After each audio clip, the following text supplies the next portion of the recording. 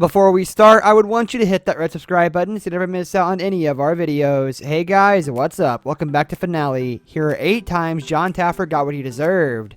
Number 8, lost $600,000 on the first project. The bar business behemoth admits that he never has gone through any sort of formal training. His success has been mostly dependent on good business acumen and a highly creative mindset. However, his smart ideas and good business sense have not always been enough. The guy got tricked by one of his customers and lost $600,000.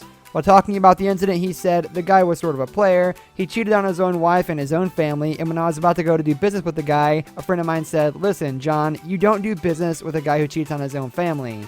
If he cheats on them, he'll cheat on you in a minute.'" Advantaged I was when I was in that emotional crisis mode. So accordingly, I've used it to my advantage. Number 7, swapping good booze for a cheaper brand. One of the bar owners invited Taffer for a meeting for the renovation of his cafe-like restaurant, and during the meeting pulled a prank on him.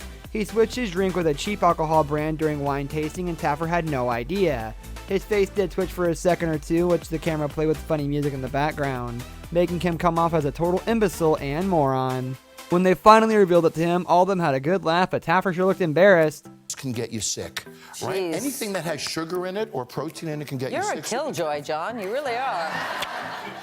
Number 6, Pepes Mexican Restaurant. Jon Taffer spent weeks in this particular project and even changed the name of the bar from Pepes Mexican Restaurant and Cantina to Par Bar. He introduced a golf course into the restaurant and changed the vibe of the place completely. As soon as he got done with the renovations, the owner came on the camera and ridiculed him for the terrible job he had done and changed the name back. It was practically a joke because they didn't care for Taffer's services in the first place and just asked for his help to insult him. Also, listen, your bar sucks, and you're gonna stick. Number 5, giving him the short pour. John is the supposed lord of the bar sciences, is known to be able to distinguish well between good brands of booze, but may lack the philosophy of quantity. During one of his visits to a bar project he was working on, he ordered a drink and insisted to pay for it despite the manager telling him that it should be on the house. The bartender brought a glass filled to the brim with crushed ice, which left a little room for the actual liquor. John finished his drink and then talked to the manager about the flawed service, but it was hilarious to see such an act being pulled at the Bar King. You hear me? You take another drink, I'll fire your ass in front of your bro. Number 4, Shamrocks and Shenanigans, Malones. Managing the bar was difficult for Bob Isaacson, and it wasn't easy as Cheers made it seem, so he brought in his girlfriend to help him out. It seemed like an easy decision until the relationship became strained. On top of that, his staff didn't respect him and conversations often turned into fights. The worst part, the bar was losing $6,000 a month in revenue, which is never a good sign. Basically, there was no leadership, the bar lacked any sort of identity, and jobs weren't taken seriously. John and his team seemed to help guide the team back to their main objective and gave the bar a makeover and renamed it the Waypoint Saloon. Number 3, Spacebar's owner ran away. Facing the New York skyline, the bar was located in an ideal location and naturally caught John's attention. John spent weeks on fixing the horrible interior and ameliorated even the most basic things like music and bar service. When the time for the complete payment came, COVID-19 intruded and the owner ran away without completing the payments and decided according to the contract.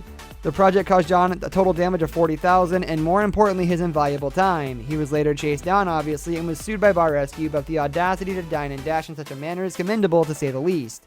Be on television because I can communicate things in succinct ways that people understand, and it translates. Number 2, ripped off by a local owner.